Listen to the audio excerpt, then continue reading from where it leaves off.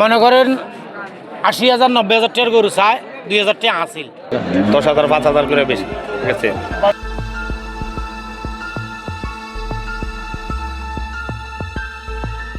ওটা তো আমার ব্যক্তিগত জমিতে তো সরকার ইজারা দেওয়ার তো মনে কোনো রাইট রাখে কিনা আমি জানি না। লক্ষ্মীপুরের রায়পুরে দেশের অন্যতম বৃহৎ গরু বাজার বাহার আলী মোল্লার হাট।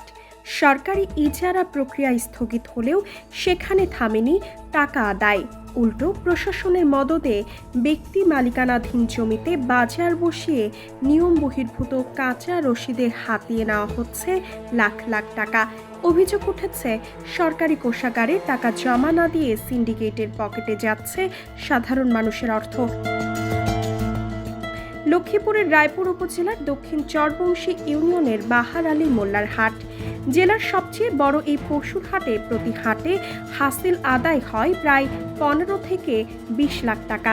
নিয়ম অনুযায়ী দরপত্রের মাধ্যমে ইজারা হওয়ার কথা থাকলেও রহস্যজনক কারণে তা স্থগিত করে উপজেলা প্রশাসন। কিন্তু ইজারা বন্ধ থাকলেও বন্ধ নেই টাকা আদায়। খাস আদায়ের দোহাই দিয়ে চলছে প্রকাশ্য লুটপাট।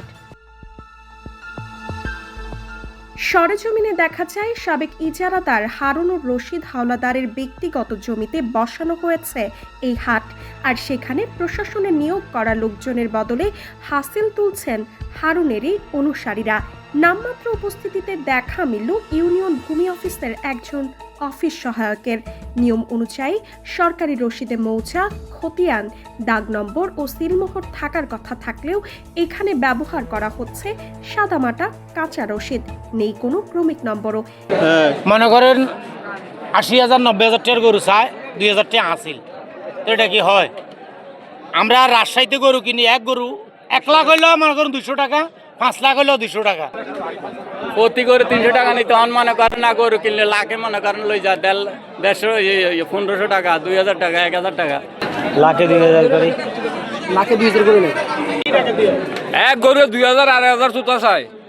গরু একটা বের করে ৮০০ বের করতে কি বেরি বুয়া মাটি লেগে যায়, কিন্তু সুতা করতে গেলে চাই ২,০০০ টাকা। এই অনিয়মের বিষয়ে জানতে চাইলে ক্ষিপ্ত হয়ে ওঠেন ইউনিয়ন ভূমি কর্মকর্তা আব্দুস সাত্তার। কেন নিয়মনীতিহীন রসিদে টাকা আদায় হচ্ছে, এমন প্রশ্নে মেলেনি কোনো সদুত্তর। অন্যদিকে সর্বোচ্চ দরদাতা হয়েও ইজারা না পাওয়া ব্যবসায়ীদের অভিযোগ, একটি বিশেষ সিন্ডিকেটকে সুবিধা দিতেই উদ্দেশ্য প্রণোদিতভাবে ইজারা প্রক্রিয়া ঝুলিয়ে রাখা হয়েছে। হ্যাঁ, আমরা কথা কমো, আমি এখন লাল খাওয়ার না, আমাদের সব এখন কথা কইতাম না। আমরা তো ৩ ঘন্টা থেকে আপনার জন্য ওয়েট করলাম পুরো বাজার। না, এই যে একটা ঘন্টা বাজে। না, এই যে একটা ঘন্টা বাজে। তবে সব দায় আদালতের কাঁধে চাপালেন উপজেলা নির্বাহী কর্মকর্তা। ওয়াকফ জমি নিয়ে মামলার কারণে ইজারা স্থগিতের কথা বললেও কাঁচা রসিদের টাকা আদায়ের দায় দিলেন তহসিলদারকে। যদিও কত টাকা এ পর্যন্ত সরকারি কোষাগারে জমা হয়েছে তার কোনো সঠিক তথ্য নেই খোদ এই কর্মকর্তার কাছেই। একটি মালিকানাধীন জায়গা তো সরকারি ইজারাও দিতে পারে না, খাসও তুলতে পারে না, তাহলে এখন খাস তুলছে সরকার, আবার এর আগে ইজারাও দিল, কিভাবে সম্ভব হইল সেটা? ওটা ইজারা বলতে সরকার তো এই আমারই জায়গা ইজারা দেয়, সরকার দিচ্ছে। সরকারের যে ওয়াকফ স্টেটের বাইরে সরকারি যে সম্পদ আছে ওখানে সরকারি ইজারা দিছে।